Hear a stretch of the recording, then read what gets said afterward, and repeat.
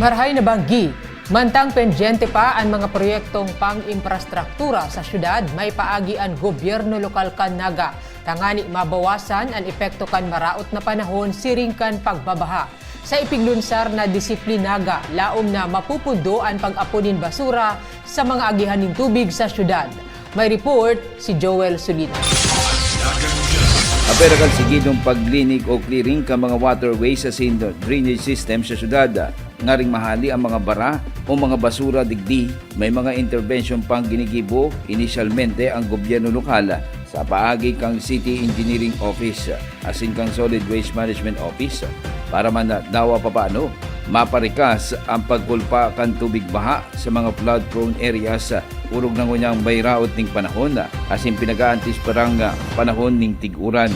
Aminado man si Mayor Lenny Robredo na dawa anong lining o clearing operations ang gibuhon kundi man sana mapundo sa pag-apon ning basura sa mga waterways asin mga drainage system ampira sa mga konstituentes kang syudad.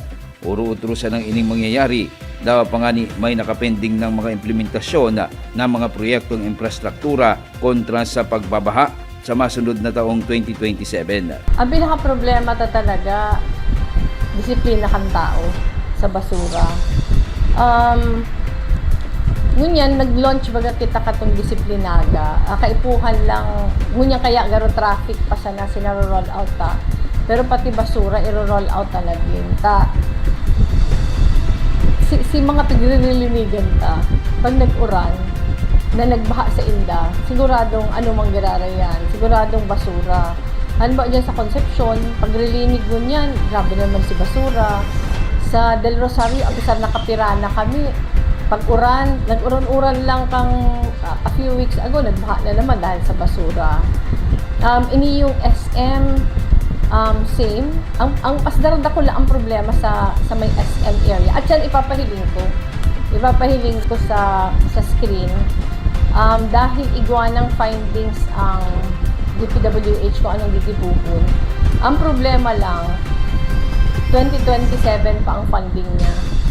So pag ang pangajita na di magkaiguan ng dakulang bagyo mo dyan na 2026. Para kung may mag-abot man na bagyo, ready na kita. Sigon pa sa alkalde, may mga porsyon pa sa syudad ng Naga na may mga problema sa waterways asin drainage system na nakatalaan pa sa ng pakarayon asin ikonstruer sa tabang kang Department of Public Works and Highways para makatabang sa paglimitar kang pagbabaha sa laog kang syudad. Dawa kaya kita magparadinig, may mga portions kita dito sa Naga na may problema talaga. Na kaipuhan siguro next year pa siya maaayos dahil iguan ng findings. Kumbaga may diagnosis na ang DPWH kung anong kaipuhan gibuhon. Ano pa lang nga ini, Concepcion, Pequeña pa lang ini sa CBD. Mayo pa sa ibang portion sa Naga, pero ininot na ini. Pero ang pwede na lang gibuhon mo niyan, magparalinig. Kapag nagparalinig, mabaha man giraray, pero madali magkupa ang tubig. Gusto ko lang i-explain niya na dawa pa mag-ibo na nga ini yung mga patrabaho. Pag makusugon ang uran, talaga mabaha. Dahil di kaya kang drainage si tubig. Pero ang pinaka-target magbaba tulo si tubig. Pag di nagbaba tulo ang tubig, gusto sabihin may mga sulag. Katuwang ang mga barangay sa paagi kang pinaglansar na disiplinaga, mapasunod man ni mas istriktong lakdang para man malikayan ang basang na pagtapok ng basura sa mga waterways as in drainage system kang Naga. Ang mga barangay, sige man ang linig. Pero sa hiling ko talaga, kaipuhan na kita maghanap ng mas drastic na mga ways. Ngunyan, sina Councilor Aris, sige nang laag ng mga pang-trap ng basura para mas madali ang paglinig ng barangay. Pag igwa kayo mga pang-trap na ng basura, weekly, dapat nililinig ito.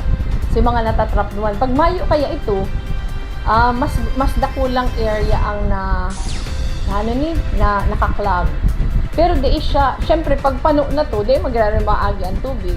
So talaga ang pinapakiulay nakahagad na kitang tabang sa dole na si mga regular na naglilinig kung pwedeng itupad para all year round.